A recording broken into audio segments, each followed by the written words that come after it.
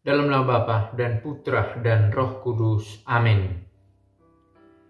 Bacaan dari Yohanes 16 ayat 29 sampai 33. Kata murid-murid Yesus, "Lihat, sekarang engkau terus terang berkata-kata dan engkau tidak memakai kiasan.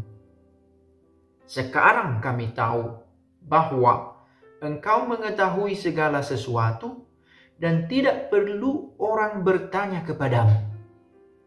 Karena itu kami percaya bahwa engkau datang dari Allah." Jawab Yesus kepada mereka, "Percayakah kamu sekarang?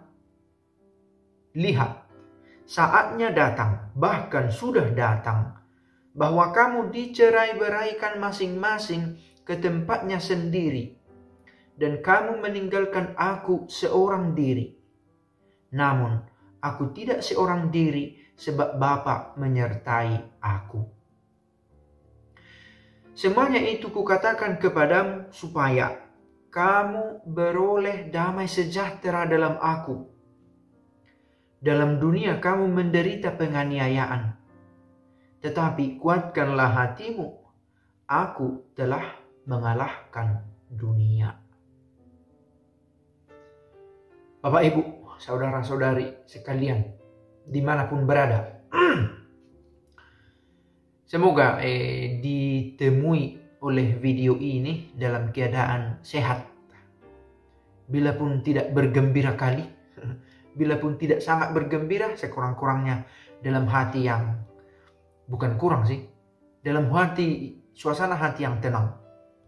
Tetapi kalaupun ada beban, ada pikiran yang penuh, membuat hati gundah gulana, tetaplah kuatkan hatimu. Yesus telah mengalahkan dunia. Tutto andrà bene. Semua akan baik pada waktunya. Menarik untuk saya bacaan ini. Sekarang kami tahu bla bla bla bla bla bla bla bla bla. Karena itu kami percaya bahwa engkau datang dari Allah. Dua kata di sini menarik dan saling berhubungan. Kami tahu, maka kami percaya. Pengetahuan itu bukan sekedar penting, itu bagian dari kemanusiaan kita. Tahu. Saya tahu, kalau saya melompat dari gedung ini, saya mati. Saya tidak melompat. Saya tahu, kalau saya pegang api ini, tangan saya terbakar. Saya tidak pegang. Saya tahu, kalau saya katakan kata-kata keras ini, saya kehilangan teman. Tidak saya katakan. Saya tahu, kalau saya tidak makan, maka saya lemas. Karena itu saya makan.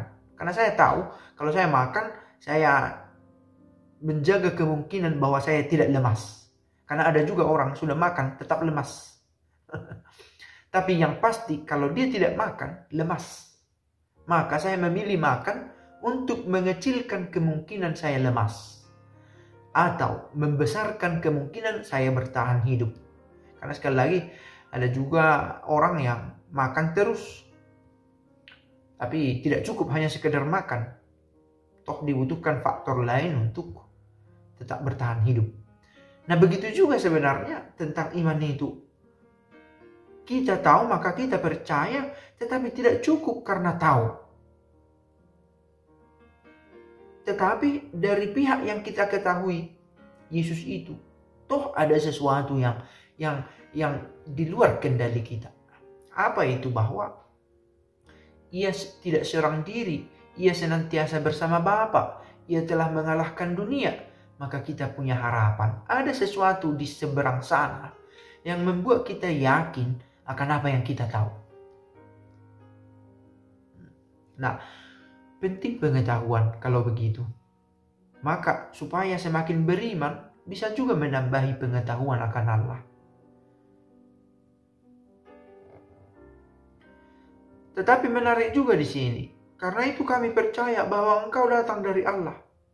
Yesus bertanyakan lagi. Serius, Percayakah kamu sekarang? Lihat, saatnya datang, bahkan sudah datang, bahwa kamu dicerai-beraikan masing-masing ke tempatnya sendiri, dan kamu meninggalkan aku seorang diri. Di sini Yesus tidak sedang mengeluh ya, tetapi sedang memberikan penjelasan aktual tentang apa yang terjadi dengan para murid. Kamu dicerai-beraikan dan kamu meninggalkan aku seorang diri. Ada karena kepentingannya sendiri, ada karena ketakutannya, ada karena dibiarkan dirinya dituntun oleh pikiran sendiri, tercerai-berai. Dan ini terjadi juga dalam kelompok orang-orang yang disebut Kristen, tercerai-berai. Sekurang-kurangnya dalam organisasi harus diakui itu. Kalian, kami terjadi. Tapi sekalipun kita dalam keadaan begitu, aku tidak seorang diri, kata Yesus, sebab Bapa menyertai aku. Inilah yang menjadi dasar dari persatuan kita. Kesatuan Yesus dengan Bapa memberi kita inspirasi bahwa dengan bersatu dengan Bapa, kita juga akan mengalami kesatuan itu di dunia ini dan di kehidupan yang akan datang. Tidak merasa sendirian karena tahu bahwa Bapa selalu menyertai.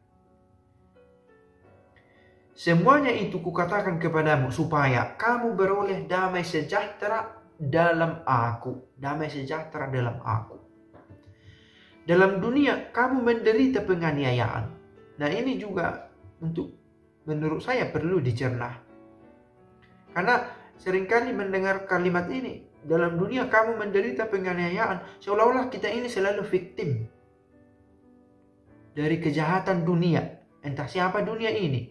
Padahal dunia ini ya kita juga. Kita juga dalam arti kita yang berdiam di dunia ini. Kita yang mengambil keputusan-keputusan untuk diri kita dan orang lain. Memang ada orang yang lebih memiliki kuasa yang mengambil keputusan untuk lebih banyak orang. Dan kalau kita mengalami kesulitan, toh itu tidak jauh dari efek dari keputusan orang-orang juga. Karena itu, kamu menderita penganiayaan, toh ini berasal juga dari kelemahan kita. Maka kita tidak benar-benar victim dari penganiayaan ini. Karena ketidaksetiaan kita jugalah penganiayaan ini kita alami. Nah, tidak ada lagi gunanya menyesali. Dalam arti tidak ada gunanya untuk meratapi.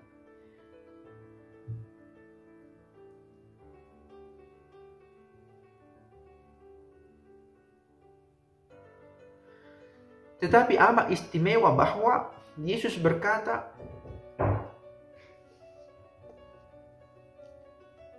bagian akhir dari bacaan ini tidak bisa juga kita abaikan begitu saja.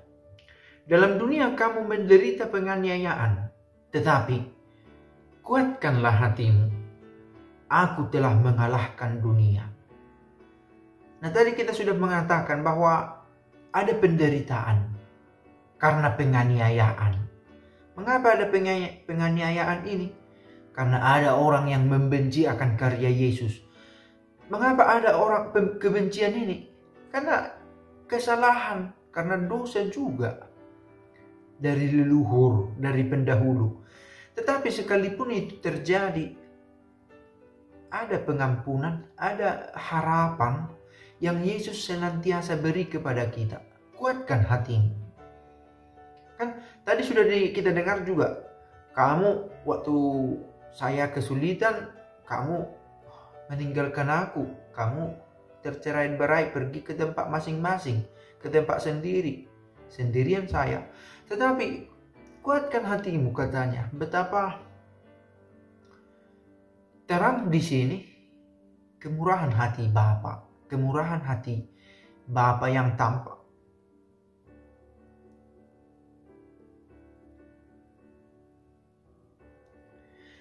Bagian akhir dari bacaan ini tidak bisa juga kita abaikan begitu saja. Dalam dunia kamu menderita penganiayaan, tetapi kuatkanlah hatimu. Aku telah mengalahkan dunia. Siapa orang yang mengatakan begini kepada kita? Kuatkan hatimu ya. Semangat ya. Dia yang peduli kepada kita. Dan kepeduliannya itu berdasar bukan seperti harapan manis di bibir. Tidak. Karena sudah ada pembuktian. Aku telah mengalahkan dunia.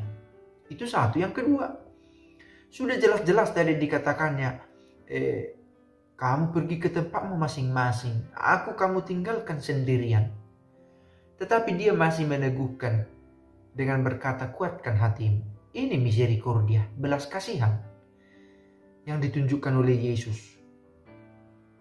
Dan penganiayaan tadi kita sudah bahas bahwa itu tidak bisa juga kita pandang melulu sebagai penyebab dari penderitaan kita melulu. Toh itu berakar dari dosa pendahulu yang menyimpang sehingga ada kebencian, dan kebencian menjadi dasar dari penganiayaan. Dan sekalipun Yesus tahu itu, kuatkan hatimu. Ada di sini ada pengampunan, ada harapan, ada belas kasih tentu saja. Semoga bacaan ini memberikan kita harapan kembali, memberikan kita kekuatan kembali, dan menyadari bahwa ada Yesus yang selalu memberikan kita motivasi, memberikan kita dorongan, dukungan, harapan untuk segala yang baik. Bapa kami yang ada di surga, dimuliakanlah namamu, datanglah kerajaanmu, jadilah kehendakmu di atas bumi seperti di dalam surga. Berilah kami rejeki pada hari ini, dan ampunilah kesalahan kami, seperti kami pun mengampuni yang bersalah kepada kami. Dan janganlah masukkan kami ke dalam pencobaan, tetapi bebaskanlah kami dari yang jahat. Amin. Dalam nama Bapa dan Putra dan Roh Kudus. Amin.